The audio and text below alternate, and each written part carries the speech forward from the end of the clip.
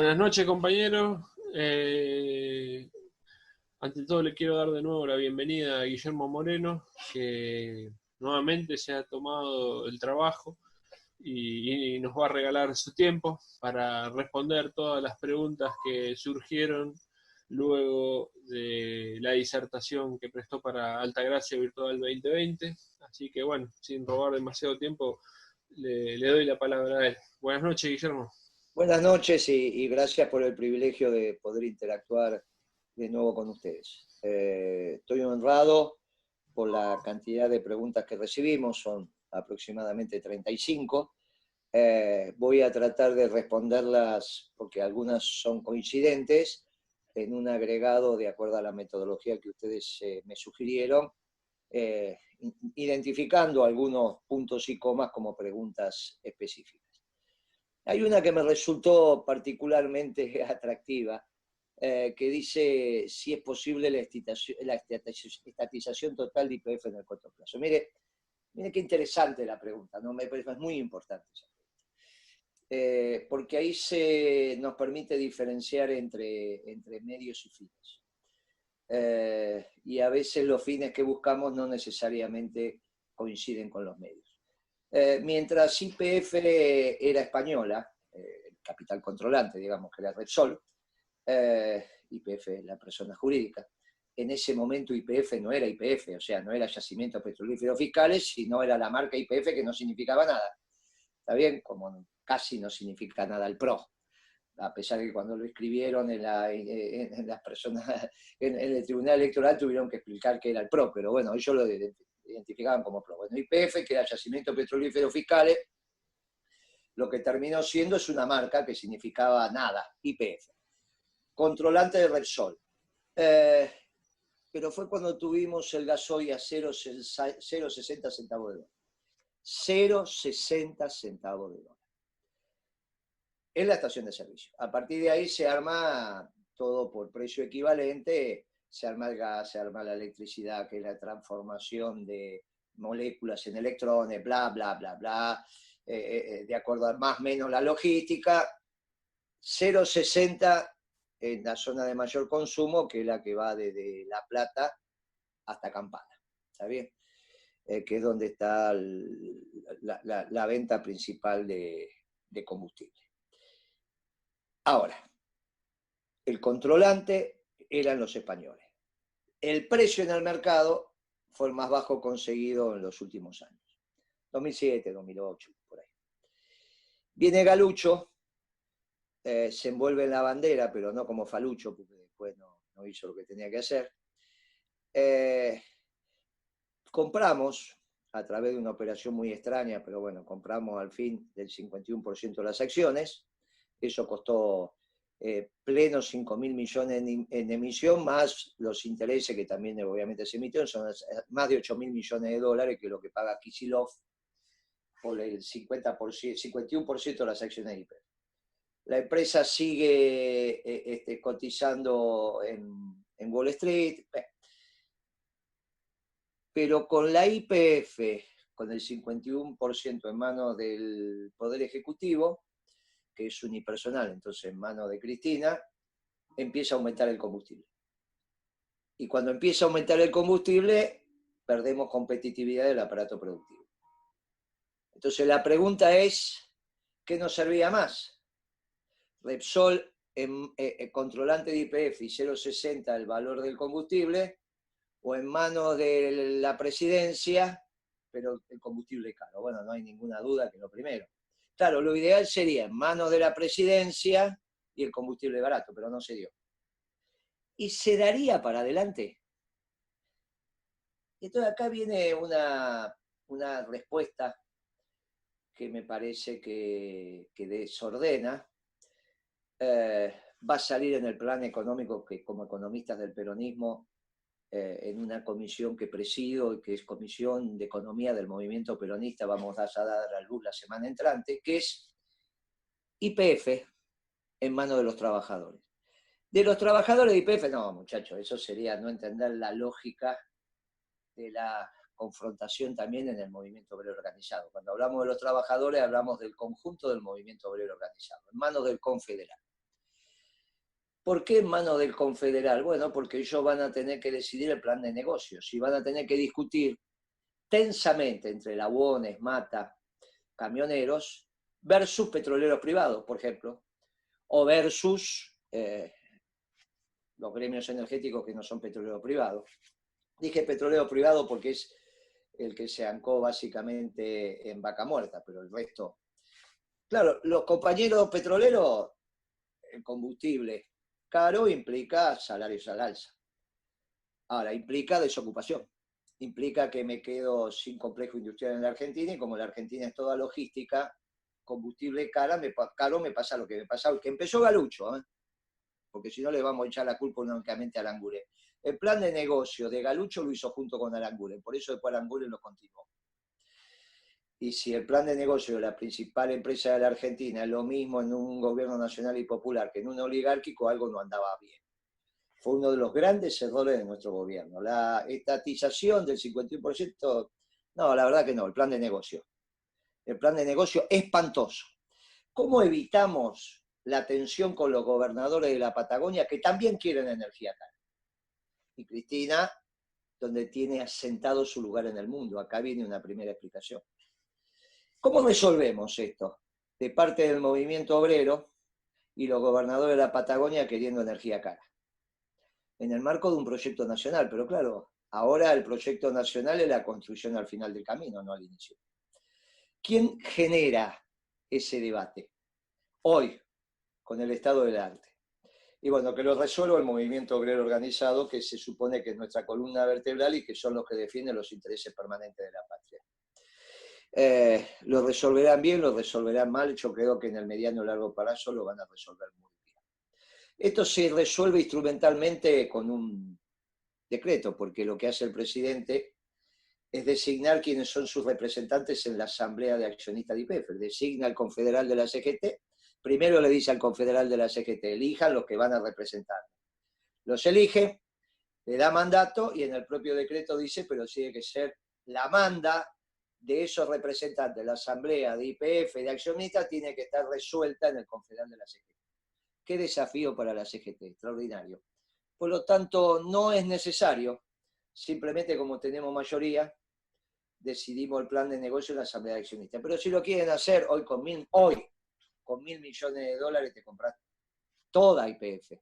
O sea que tenés que comprar la mitad con 500 millones de dólares, que eso no significa nada. Así que si la querés comprar, la comprás. Si no la dejás, y como funcionas en cualquier asamblea de accionistas, los votos de la mayoría para el plan de negocio son los que definen. Después está que podés acumular votos, etcétera, pero eso es el rol de las minorías, no tiene importancia. Si lo querés hacer, hoy son 500 millones de dólares, porque te falta el 49%. Si lo querés hacer, lo ponés y lo comprás, será un poco más, porque tendrás que hacer una oferta agresiva, entonces te llevará un poco más, pero bueno, lo podés hacer, y si no, la solución es la que estamos dando. Lo que sí digo, que no tiene que quedar en manos del Poder Ejecutivo para que los cuadros políticos que hoy están, mañana no están. Miren lo que pasó cuando fue Galucho, o el resto. Entonces le damos los fierros al movimiento obrero organizado y si nuestra doctrina no es correcta en ese plano, bueno, es una prueba de acidez.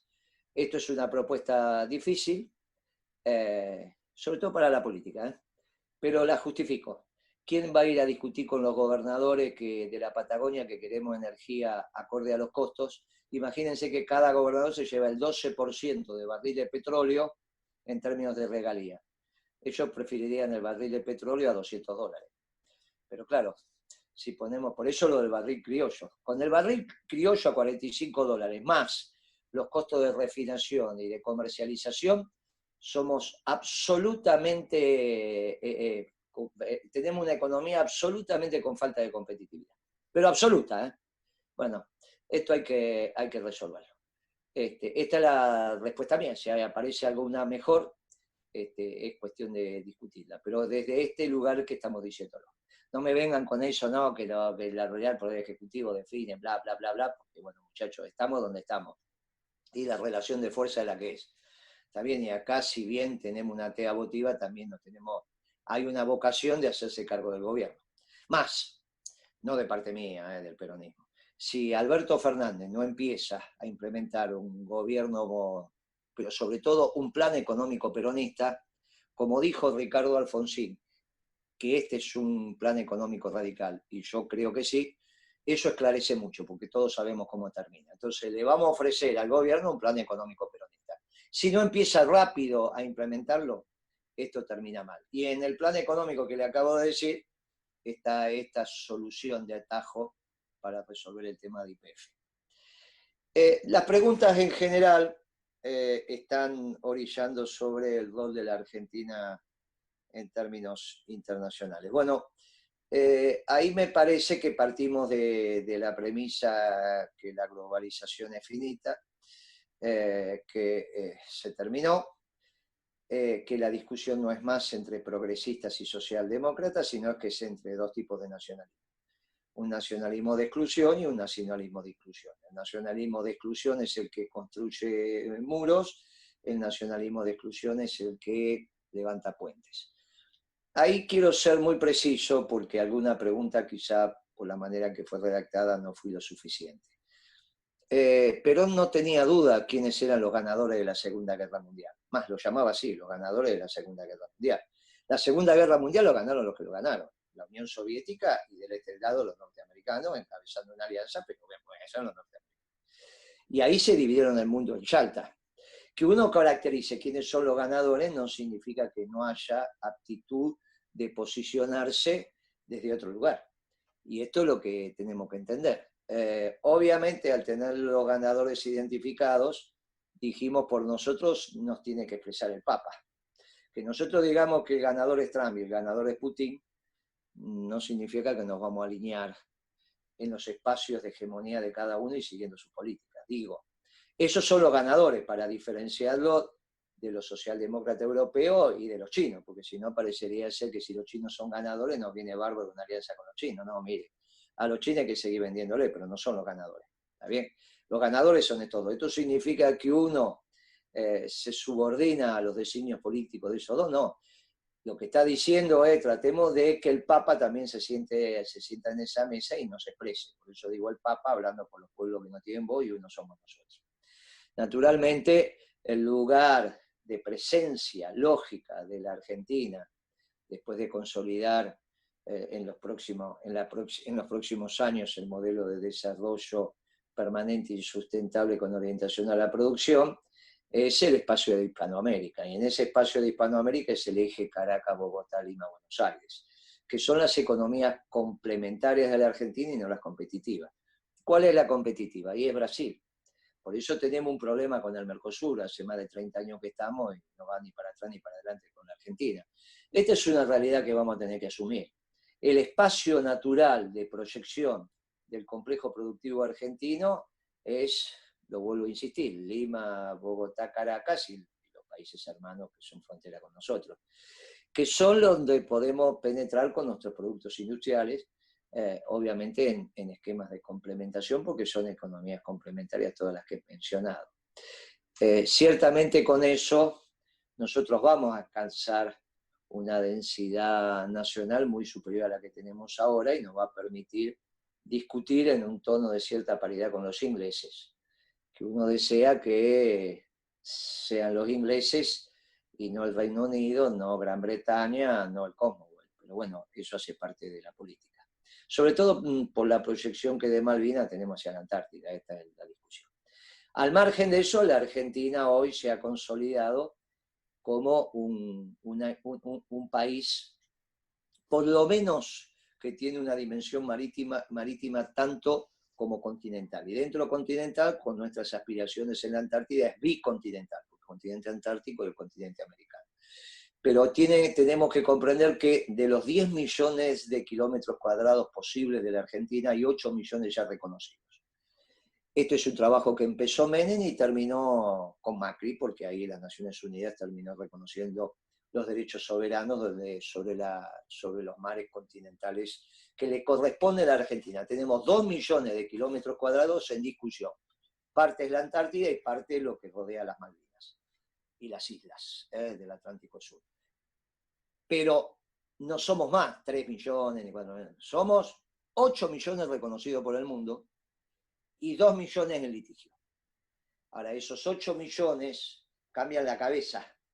Ya no somos más solamente un pueblo de tierras adentro.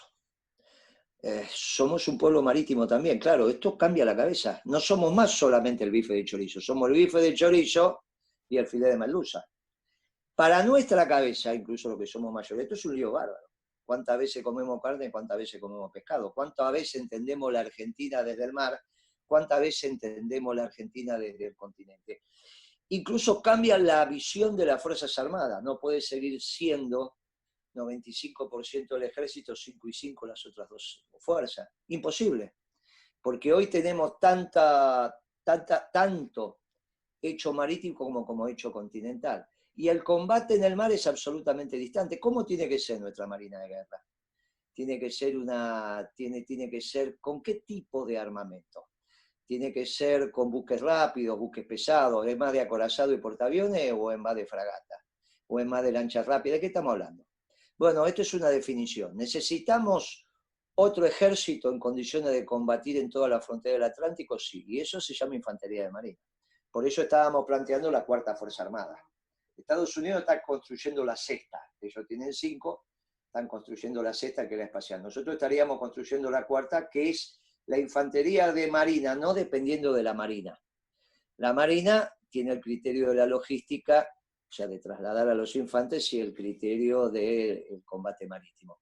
La infantería de marina, con su propia estructura de mandos, y con su estado mayor y sus hipótesis de combate, tiene un entrenamiento distinto, y eso tiene que ver con la frontera este de nuestro país. El resto sigue siendo el ejército, no hay ninguna duda. O sea, esta cosmovisión de la Argentina es la que nosotros tenemos que plantearnos, y obviamente simplemente están los pinceladas. A la Marina, las conversaciones que tuvimos informalmente, eso al contrario, consideran que es correcto, que sobre ese tema vamos, y obviamente insisto con esto porque no tuvo la suficiente difusión. Para eso les recomiendo leer un suelto que sacó el diario La Nación, que fue el que más lo rescató en la nueva Argentina. Sacó un suplemento, hará un año, búsquenlo, aclaró con precisión todos estos temas. Y no es casualidad que el diario de la oligarquía lo saque, no es casualidad.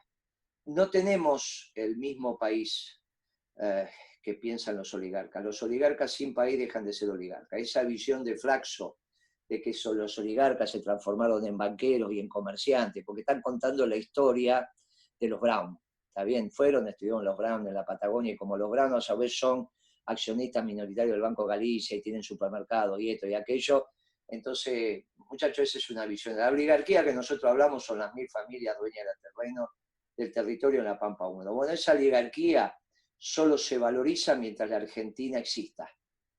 No es cierto que si la Argentina no existe, ellos se van con los 10 centímetros de humus a otro lugar en el mundo. Eso no es cierto.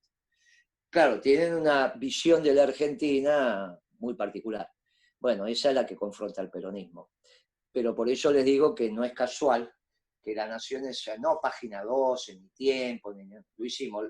Los diarios, los periódicos del peronismo de circulación casi de culto, yo lo hice en mi informe mensual de la consultora, pero masivamente lo hizo La Nación. Por eso les recomiendo que vayan, para que tengan claridad de lo que hoy es la Argentina, ya reconocida por el mundo, y después hay 2 millones que todavía tenemos que discutir. Estoy hablando en grandes números, ¿no? Cuando peine infinito no llegan a ser 10 millones, pero estamos por ahí. Esto es lo que yo estoy viendo. Deberíamos en 25 o 30 años tener un PBI per cápita de $30.000 a valores de hoy, de compra hoy del dólar, ¿no? A valor constante hoy, $30.000 como ingreso per cápita, y con esos $30.000 de ingreso per cápita estamos en condiciones de poder discutir de igual a igual con los ingleses lo que estamos hablando del Atlántico Sur. Eso es lo que estamos diciendo. ¿Cuánto tiempo tenés? Mi esposa, que me viene a preguntar cuánto tengo para la cena, 15 minutos, ¿puede ser? Bueno, va a haber 15 minutos, vamos a tratar de terminar.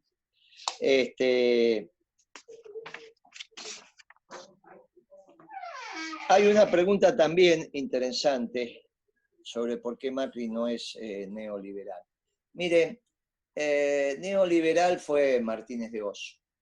Neoliberal, nos guste o no nos guste, yo lo respeto al compañero y lo valoro, pero bueno, fue el gobierno del 89, en términos económicos fue neoliberal. Fue peronista, pero fue neoliberal. Ese era el consenso de Washington, era lo que tipificaba el buen gobierno. Eso le puede decir, bueno, por eso cuando hablo de Menem lo pongo en ese contexto, pero no hay ninguna duda que las decisiones fueron neoliberales. ¿Por qué no fue Macri neoliberal? Y porque aumentó el precio de la comida. Aumentó el precio de la comida, eso deprimió los ingresos populares. Enero y febrero del 2016 se le cayó la economía como un piano, y lo llamó a Prat Gai, ministro de Economía, y le dijo, ponete a gastar. Y espiralizó el déficit fiscal. No hay modelo neoliberal con déficit fiscal al alza. No hay. No cumple con el decálogo del consenso de Washington. Y él aumentó el déficit fiscal. ¿Cuándo lo empezó a bajar el déficit fiscal? Cuando puso retenciones. ¿Cuándo puso retenciones? Cuando vino el fondo. ¿Y cuál fue el carácter del modelo que instaló el fondo en el año 18? Neoliberal. O sea que Macri primero fue oligárquico y a partir del stand-by con el Fondo Monetario es neoliberal. Pero no le alcanzó, ya está. Esos 2 años ni siquiera podemos hablar de un modelo económico de Macri. Sí, fue oligárquico, pero es absolutamente inconsistente. Tenía una política monetaria restrictiva, una política fiscal expansiva, un desastre, un mamarracho total. No fue serio, digamos, eso no fue serio. Después sí fue serio, porque lo que hizo el Fondo Monetario es implementar un modelo neoliberal. No puede ser que venga el Fondo Monetario y siga siendo todo neoliberal como acá. No es lo mismo poner retenciones que sacar retenciones, pero muchachos, esto es la Argentina. Las retenciones determinan la tasa de retorno de la oligarquía en la Argentina. Entonces, no es lo mismo, no es que se puede decir, es neoliberal, no, muchachos, esto es una tontería. ¿Está bien? Las retenciones, Macri las sacó porque quería que el fruto de la tierra, que pertenece entre otros a los Blanco Villegas, el apellido de su mamá, estuvieran caros. Y eso lo paga el pueblo trabajador. Martínez de Oz no la sacó. Martínez de Oz empezó a gobernar en el 76 y recién sacó las retenciones en el 80. Si hubiese sacado las retenciones Martínez de Oz en el 76, un montón de peronistas hoy estarían vivos. De eso no tengan ninguna duda. Pero ahí estábamos en presencia de enemigos con calidad profesional y que entendían cómo es. ¿Por qué digo esto? Porque cuidado con lo que viene, ¿eh? Lo que viene ahora, si Alberto Fernández no implementa un plan en términos económicos peronistas, fracasa. Porque va a tener razón Ricardo Alfonsín, es un plan radical y todos sabemos cómo termina. Sobre eso se monta de vuelta un plan oligárquico, de vuelta un plan neoliberal, no, sobre eso se va a montar un plan a la usanza de Delfino Neto, a la usanza de Krieger Bacena. Es un plan desde el nacionalismo, pero de exclusión. Va a recibir un país con más del 50% de pobreza, y te va a bajar la pobreza hasta 25%, y ahí van a ser sus años de gloria. Pero bueno, van a ser los años donde van a tratar de terminar con el peronismo como estructura de organización de nuestro pueblo. Yo sé que algunos de ustedes piensan que no, porque eso está perfecto. Yo planteo mi opinión. ¿Por qué tenemos que seguir un gobierno peronista? Y bueno, porque nosotros también vamos a agarrar un país con 50 y pico % de pobreza, pero vamos a cumplir con el mandato de Eva, que es que hasta el último ladrillo no sea peronista, no terminamos. Y eso significa que hasta que no haya un pobre en la Argentina. Y eso sirva de ejemplo para el mundo. Bueno, este es el modelo de desarrollo permanente y sustentable con orientación a la producción que vamos a empezar a plantearle a la sociedad argentina desde el peronismo en esta próxima semana que entra. ¿Quiénes serían los sostenes internacionales de masa? Se accede como... Y bueno, es lo que estamos planteando. En esta discusión entre el nacionalismo de exclusión y el de inclusión, el nacionalismo de exclusión, no hay ninguna duda. Esto es lo que empieza a pasar. Y ese es su soporte internacional. En la región no hay duda que Bolsonaro. No hay duda que Bolsonaro tiene una visión de nacionalismo de exclusión que no necesariamente es el actual ministro de Economía. No necesariamente es el actual ministro de Economía. O sea, Guedes es neoliberal, por eso las discusiones que estamos viendo en Brasil. ¿Está bien? Cuidado con eso. Pero esa es la tensión que viene. y sobre eso tenemos que trabajar. Bueno, para los próximos 6 meses ya estoy diciendo lo que viene, porque la verdad que 6 meses es largo plazo, y yo veo que esta situación, los que estamos hablando de posalbertismo, no significa que el posalbertismo no contenga a Alberto. Alberto se puede transformar como se transformó Alan García. O sea, Massa lo puede continuar Alberto o Alberto puede continuar Alberto. Lo que no puede seguir es esto. Esto que definió Alberto en esta primera etapa de gobierno está terminada. ¿Cómo va a seguir? Bueno, esta es la discusión que tenemos. Por eso le estamos diciendo, acá tiene un plan de gobierno y tiene los hombres para hacerlo, vaya, contrátelo y hágalo. Si quiere, y si no quiere, seguirá. El desenlace está cantado.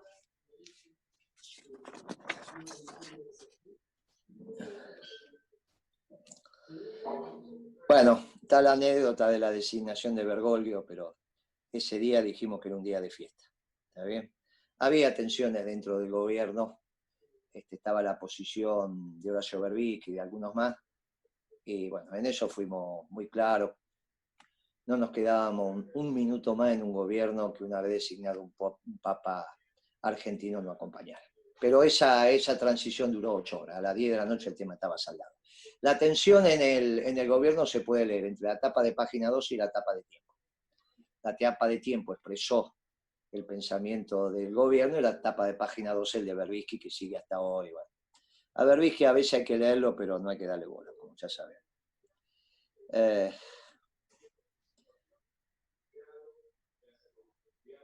Ahí el compañero vuelven a plantear el tema de Keynes. Nuestro gobierno, nuestra década ganada no fue keynesiana, ese es un error que vino después. Miren, nosotros gobernamos la Argentina con superávit fiscal. Cuando hay superávit fiscal, esto significa que gastamos menos de lo que recaudamos, no hay keynesianismo. Keynes es con déficit fiscal, así que no sé por qué dicen esto. Esas son las tonterías de los progresistas que irrumpieron con fuerza los 2 últimos años de gobierno. Y como es cierto que la última imagen es la que queda, parece que nuestro gobierno fue un refrito de la socialdemocracia. Foster explicando esta Secretaría del Pensamiento Nacional desde el marxismo, los muchachos en economía hablando de cualquier lado. Bueno, no, nosotros fuimos un gobierno clásico. ¿Está bien? Ladrillo sobre ladrillo, superávit fiscal, superávit comercial, el modo de producción capitalista y mejorando la distribución. Esto es lo que es el peronismo en acción.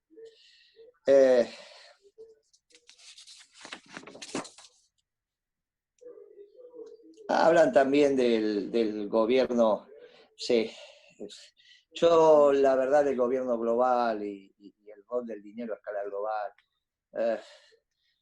yo miro la economía desde los fierros, digamos, desde la economía real.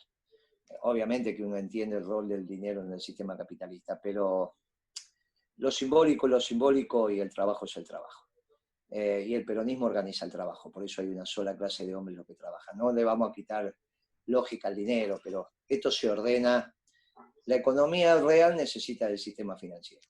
Yo entiendo los muchachos que le dan protagonismo al sistema financiero y piensan que la deuda, la plata. Bueno, en general en el peronismo, o al menos los economistas del peronismo que uno se vincula y tenemos la visión desde otro lugar.